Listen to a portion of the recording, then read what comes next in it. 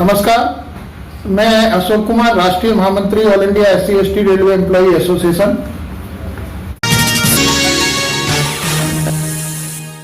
जैसा कि आप सभी लोग जानते हैं कि जो वर्तमान स्थिति है ये कोरोना महामारी की वजह से देश ही नहीं पूरी दुनिया इससे भयभीत है और बहुत लाखों लोग मौत के आगोश में समा चुके हैं। इसी बीच में कोरोना से लड़ाई लड़ने के लिए all India SC/ST railway employee association ने एक पहल की थी कि जो अनुसूचित जाति जनजाति के रेल कर्मचारी हैं उनके वेतन से एक दिन की वेतन कटौती करके प्रधानमंत्री राहत कोष या प्रधानमंत्री आपदा राहत कोष में जमा किया जाए। उसी क्रम में भारत सरकार ने एक पत्र जारी करके जितने भी केंद्रीय कर्मचारी थे, जितने भी रेल के कर्मचारी थे, उनकी वेतन से एक दिन का वेतन काट के प्रधानमंत्री केयर फंड में जमा करने का काम किया है। इसके लिए हम धन्यवाद करना चाहेंगे भारत सरकार का, और माननीय रेल मंत्री जी ने अप्रिशिएट भी किया है फेडरेशन और एसोसिएशन को कि इन्होंने पहल की अपनी तरफ से तनख्वाह से एक दिन का वेतन कटौती करने के लिए और प्रधानमंत्री केयर फंड में जमा करने के लिए। लेकिन बड़े दुख के साथ मुझे यहाँ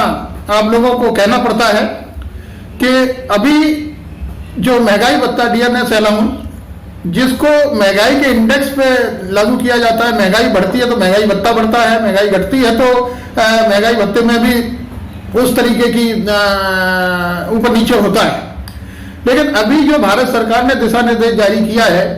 कि जनवरी 2020 से लेके जुलाई 2021 तक 18 महीने का जो DNS अलाउंस है, महंगाई भत्ता, उसको फ्रीज कर दिया है, उसको रोकने का काम किया है। इस विषय पर मेरा ये कहना है कि खास करके जो रेल के कर्मचारी हैं, रेलवे एक ऐसा डिपार्टमेंट है कि जो कभी भी नहीं रुकता है। लॉकडाउन की स्थिति में भी बड़ी ईमानदारी और निष्ठा के साथ हमारे जो रेल के कर्मचारी हैं वो गुड्स ट्रेन चला रहे हैं, और गुड्स ट्रेन चलाते हुए अपनी जान जोखिम में डालते हुए, अपने परिवार की चिंता न करते हुए एक स्थान से दूसरे स्थान पर खाद्यान्न ले जाने का काम कर रहे हैं।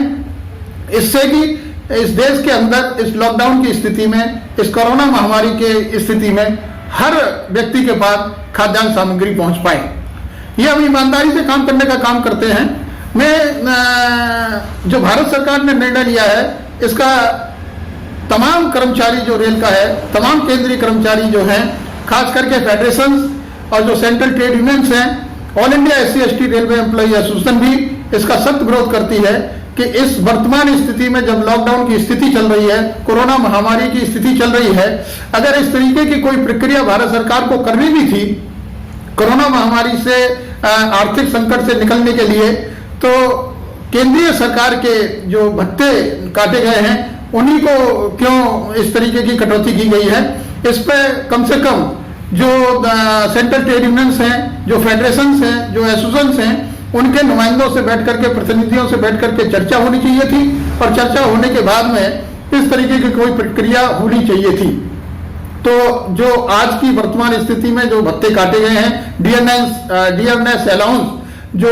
फ्रीज किया गया है 18 महीने का, मैं भारत सरकार से अनुरोध करता हूं कि तत्काल प्रभाव से जो जनवरी से हमारा देय भत्ता था उसको दिया जाए और आगे आने वाले भत्ते को भी रिलीज किया जाए, क्योंकि